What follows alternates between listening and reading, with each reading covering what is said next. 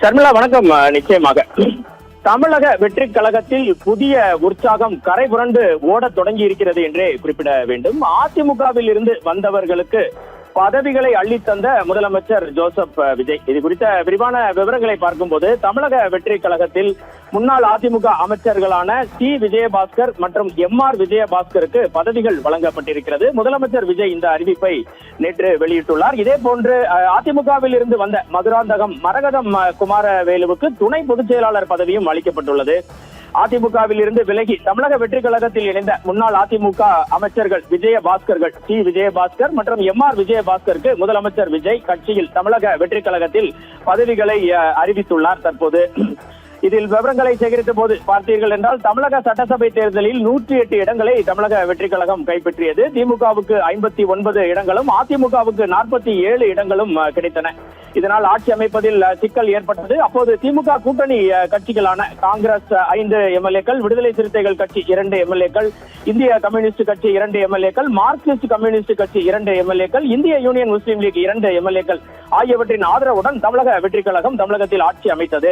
தமிழக வெற்றி கழகத்திற்கான ஆதரவினை தொடர்ந்து கடந்த மே மாதம் 10ஆம் தேதி தமிழகத்தின் 12வது முதலமைச்சராக ஜோசப் விஜய் பதவியேற்றுக் கொண்டார்.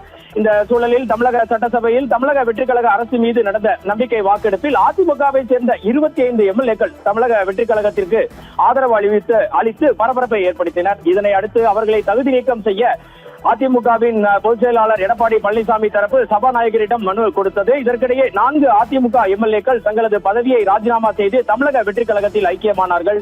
நீண்ட இழுபறிக்கு பின்னர் மற்ற 21 MLAக்கள் சபாநாயகரிடம் மன்னிப்பு கடிதம் கொடுத்த நிகழ்வும் நடந்தேறியது.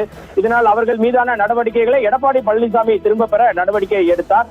MLA பதவியை ராஜினாமா செய்தாலும் அதிமுக MLAக்கள் மதுராந்தகத்தை சேர்ந்த மரகதம் குமாரவேல், தாராபுரத்தை சேர்ந்த சத்யபாமா, பெருந்துறையை சேர்ந்த ஜெயக்குமார், அம்பாசமுத்திரத்தை சேர்ந்த இசக்கி சுப்பையா, விராலிமலையை சேர்ந்த டாக்டர் சி விஜயபாஸ்கர், கரூரை சேர்ந்த MR விஜயபாஸ்கர் ஆகிய 6 பேர் அடுத்தடுத்து தங்களுடைய MLA பதவியை ராஜினாமா செய்துவிட்டு தமிழக வெற்றி கழகத்தில் இணைந்தனர்.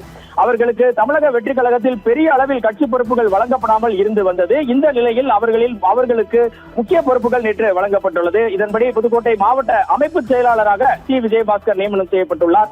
கரூர் மாவட்ட அமைப்பு செயலாளராக MR விஜயபாஸ்கரும், தென்காசி மாவட்ட அமைப்பு செயலாளராக அம்பாசமுத்திரம் தொகுதி MLAவாக இருந்த இசக்கி சுப்பையாவும் நியமிக்கப்பட்டுள்ளனர். இதே போன்று மதுராந்தகம் மரகதம் குமாரவேலுக்கு தமிழக வெற்றி கழகத்தின் துணை பொதுச் செயலாளர் பதவி அளிக்கப்பட்டுள்ளது.